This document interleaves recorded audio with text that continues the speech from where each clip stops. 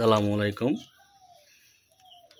দেখেন আমার এই 4টা কবুতর প্রায় 3 মাস ধরে পালতাছি। আসলে লাল জোড়াটা ডিম দেয়, অনেক সময় 2টা দেয়, কিছুদিন দেয়, ডিম খেয়ে ফেলে। আবার দেখি অনেক সময় একটা ডিম পারে, কিছুদিন দেয়, ডিম খেয়ে ফেলে। আর এই যে কালো জোড়া দেখতেছেন, এ তো আমারে রান দেখা যাচ্ছে।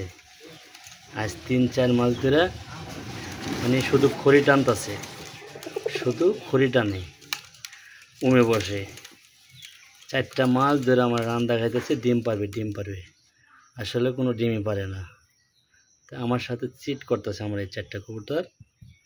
তাই আমি সিদ্ধান্ত নিচ্ছি আজকে ওদেরকে আমি বিক্রি করে দেব। আসলে আমার এই শরীর সোজা পায়া আমার সাথে খুব অভিনয় করতেছে আমার এই 4টা কবুতর। দেখেন,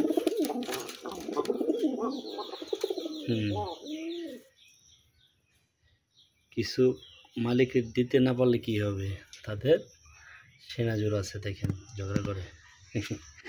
এই হচ্ছে আমার কবুতর, বেয়াদব কবুতর এগুলো, মালিককে ঠকায়। দেখছেন?